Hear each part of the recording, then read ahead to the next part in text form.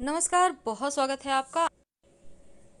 सावन के माह में शिव देंगे वरदान, क्योंकि शिव आ चुके हैं आपके घर। तो शिव को मनाने के लिए महाप्रयोग चावल का, क्योंकि माना जाता है अगर आप नियमित रूप से एक चावल का दाना भी शिवलिंग पर अर्पित करते हैं तो जीवन में कभी अन्न की कमी तो नहीं होगी। कभी ऐसा नहीं होगा कि आपके पास अन्न नहीं है। कहने का मतलब आप भरे पूरे रहेंगे ताउम्र, अगर आप शिव को एक भी चावल का दाना अर्पित करते हैं तो। लेकिन श्रावण माह में जब सोमवार तिथि आए तब इस चावल का महत्व और बढ़ जाता है। तो आज हम आपको महाप्रयोग बताएंगे। भगवान शिव सर्वे सर्वा है, और जब शिव के शरण में आ जाते हैं तो क्या शत्रु, क्या परेशानी, क्या जीवन में तंत्र क्रियाएं, कुछ भी आप पर असर नहीं डालता, बल्कि आप हर परेशानी से आसानी से बाहर निकल आते हैं। सोमवार के दिन ब्रह्म मुहूर्त में उठकर अगर नित्य कर्मों से निवृत्त होकर स्नान करके आप शिव जी की पूजा करें तो सारी मनोरथ पूरी हो जाती है।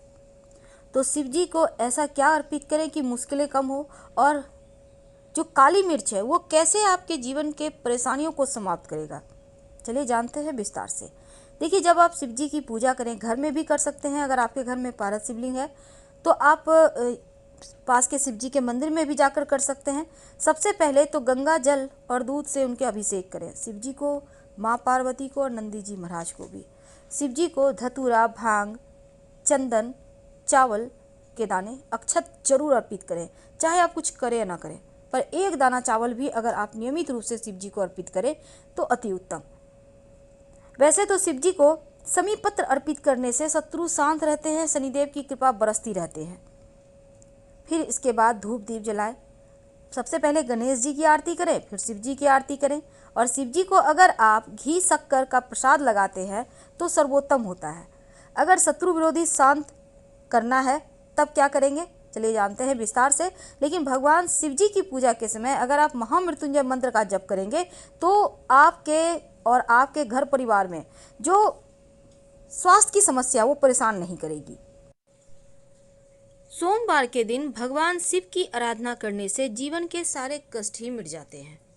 चाहे वो कैसे भी कष्ट हो, जीवन की कैसी भी परेशानी हो, बाधाएं हो, उनसे आप बाहर आ जाते हैं। शिव जी की आराधना करने वाले को कभी भी जीवन में कोई भी ग्रह बाधा परेशान कर ही नहीं सकता। शिव जी पर तमाम तरीके के चीजें, वस्तुएं अर्पित की जाती हैं ताकि आपके जीवन के परेशानियों को दूर आप कर सके। जब संसार को बचाने के लिए शिव जी ने विष पिया था, तब विष जो पीने के बाद उनके कंठ में विष धारण करने के कारण असीम जलन हो रहा था, इसलिए शिव जी को दूध से अभिषेक किया ताकि उनको विष का असर उनके ऊपर कम हो। इसलिए शिव जी को दूध में मिश्री डालकर अर्पित करना चाहिए। ये आपके जीवन की हर मुश्किलों को समाप्त करेगा। लेकिन देखिए, तो इस बार नवरात्र का समय है और नवरात्र के दिनों में शिव जी को मनाने के विशेष प्रयोग किए जाते हैं। अब देखिए, अगर पति पत्नी में नहीं बनती हो तो सोमवार के बाद जो मंगलवार आएगा, यानी कि चौथा नवरात्रा, तो इस दिन आप क्या करेंगे, शिव जी के मंदिर में जाइए। शिव जी के मंदिर में 5 देवी देवता रहते हैं, माँ दुर्गा, ब्रह्मा, विष्णु, महेश, गणेश जी। तो वहाँ पर जाकर एक पान का पत्ता और बटर ले जाइए, बटर यानी मक्खन। तो शिव जी के मंदिर में जाएं। पति पत्नी में नहीं बनती है या आप लोग दूर दूर रहते हैं, चाहते हैं करीब आ जाएं, तो आप शिव जी के मंदिर में जाइएगा।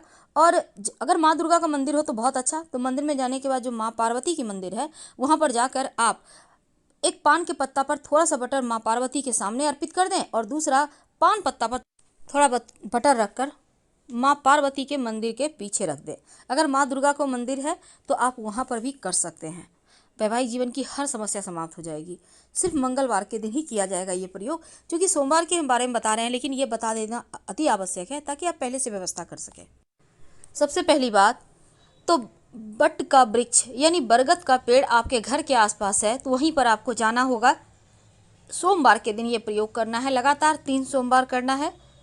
1 लोटा जल में 1 चुटकी पिसा हुआ चावल, 1 चुटकी हल्दी लेकर आप किसी भी बरगद के पेड़ के नीचे चले जाएं और वहाँ पर जल अर्पित करें और बटकेश्वर महादेव को प्रणाम करें। यानी जल अर्पित करना है जड़ में, लेकिन प्रणाम करना है बटकेश्वर महादेव को। इसके बाद थोड़ा सा जड़ उससे वहाँ पर से पेड़ से तोड़ कर ले आए। अब इस जड़ को आप लाल धागे के सहारे बांधकर अपने पॉकेट में रख लें, पर्स में रख लें, अपने बैग में रख लें, या आप चाहें तो अपने व्यवसाय स्थल पर रख लें, आप चाहें तो गले या बाह में धारण कर सकते हैं। धन की मुश्किलें भी दूर होगी, कर्जों की समस्या से मुक्ति मिल जाएगी। आइए अब जानते हैं एक छोटा सा प्रयोग जो जीवन के सारे कष्टों को धर लेगा, दूर कर देगा। कई बार क्या होता है, शत्रु बहुत परेशान करते हैं, आप हार चुके होते हैं कि क्या करें, कैसे भगवान हम इस परेशानी से बाहर निकलें, कैसे हम तमाम बंधनों से मुक्त हो जाएं। इस मोह माया जाल में हम इस कदर फंस जाते हैं कि कभी कभी बहुत ज़्यादा उलझनें होती हैं, समझ में नहीं आता कौन अपना है कौन पराया, क्योंकि हर कोई हर किसी के साथ गेम खेल रहा होता है। लेकिन फिर भी हम उन्हीं रिश्तों को निभाना जानते हैं, क्योंकि हमारी परंपरा ही ऐसी है। तो चलिए अब हम जानते हैं सिंपल तरीके से कैसे दुश्मनों से मुक्ति पाएं। देखिए, आप किसी भी सोमवार को ये उपाय कर सकते हैं। आपको चाहिए होगा 11 काली मिर्च और थोड़ा सा कच्चा दूध। तो काली मिर्च को कूट कर उसका पाउडर बना लें, कच्चा दूध में मिलाकर इसको शिवलिंग पर अर्पित कर दें। ऐसा करने से शत्रु विरोधी शांत हो जाते हैं। ये प्रयोग 3 सोमवार लगातार कीजिएगा। तो चलिए अब जानते हैं कि शिवजी पर अपनी मन्नत को पूरी करने के लिए आप क्या अर्पित करें। तो सबसे पहली बात देखिए, जब आप शिवजी पर चावल अर्पित करते हैं, यानी याद रखिएगा टूटा हुआ चावल ना हो, कर्जों से मुक्ति मिलती है। और चावल से, पके हुए चावल से शिवलिंग का श्रृंगार करें तो मंगल दोष दूर होता है। जौ अर्पित करने से घर में सुख शांति रहती है, तो शिवलिंग पर आप जौ अर्पित कर सकते हैं। और फिर देखिए, अरहर की दाल भी अर्पित की जाती है। माना जाता है कि अगर शिवलिंग पर आप अरहर की दाल या अरहर के पत्ते अर्पित करें तो धन और ऐश्वर्य की कमी जीवन में कभी नहीं होती, दिन ब दिन बढ़ता ही चला जाता है। और अगर मूंग की दाल अर्पित करें या हरा मूंग अर्पित करें तो ऐसा करने से बुद्ध आपका बेहतर होता है और आपके सभी कार्य जल्दी जल्दी पूरे होते हैं। शहद अर्पित करें तो शत्रु विरोधी शांत होते हैं। अगर चीनी अर्पित करें तो जीवन के दुखों का नाश होता है, दरिद्रता समाप्त होती है। काला तिल अर्पित करें तो घर में पारिवारिक कलह कलेश दूर हो जाती है, शनिदेव की बाधाएं शांत होती है और जनेऊ अर्पित करने से हर कार्य में सफलता मिलती है। ये तो थी शिवजी को प्रसन्न करने का सिंपल सा प्रयोग जो आप किसी भी सोमवार के दिन कर सकते हैं और आपको इसके रिजल्ट हाथों हाथ मिलेंगे। जीवन के तमाम कष्टों से बाहर निकलने के लिए आप शिव जी के शरण में ही आइए, क्योंकि भगवान शिव को अजन्मा अविनाशी माना गया है और भगवान शिव सभी देवताओं से अलग मंदिर में शिवलिंग के रूप में पाए जाते हैं। और इसीलिए जब भी आप उनकी आरती करें शिव जी की, तो 1, 5, 7, 11 या 21 बातियां रखकर ही आरती करें, या आप चाहें तो कपूर से भी आरती कर सकते हैं। जब भी शिव जी की आरती करें ओम की आकृति बनाकर ही आरती करें। ऐसा करने से जीवन के कष्ट कम होते हैं, सुख शांति बढ़ती है। शिव जी की पूजा में दक्षिणा जरूर अर्पित किए जाते हैं। दक्षिणा में कैसे करेंगे अर्पित? एक पान का पत्ता लेंगे, उसके ऊपर सुपारी, सिक्का, लौंग, इलायची, थोड़ी सी मीठी वस्तु लेकर आप शिव जी के पास सबसे अंत में पूजा करने के बाद रखने के बाद आरती करना है। और जब शिव जी की पूजा हो जाए तब नंदी की कान में अपनी मनोकामना जरूर कहिएगा। और अगर दुश्मन ज़्यादा परेशान करे तो लाल गुड़हल के पुष्प भी अर्पित करने का विधान है शिव जी को। शिवलिंग पर दूध में मिश्री डालकर अर्पित करने से, जिसको हम मीठा दूध कहते हैं, समस्त सिद्धियां प्राप्त होती है।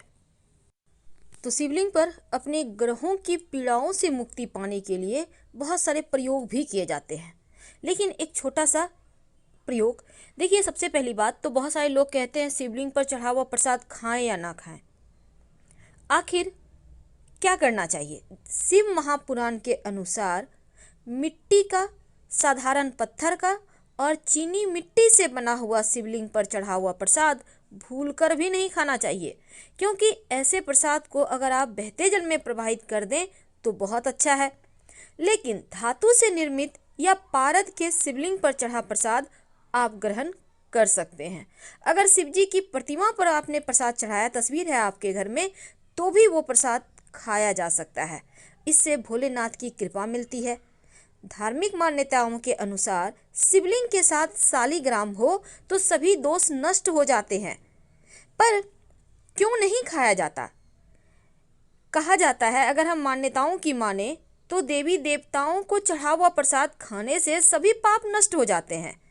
लेकिन शिवलिंग पर चढ़ा हुआ प्रसाद, चूंकि शिवजी के मुख से चंडेश्वर नामक गण उत्पन्न हुआ था और माना जाता है शिवलिंग पर चढ़ा प्रसाद चंडेश्वर का भाग होता है, इसीलिए शिवलिंग पर चढ़ा हुआ प्रसाद ग्रहण करने की मनाही है।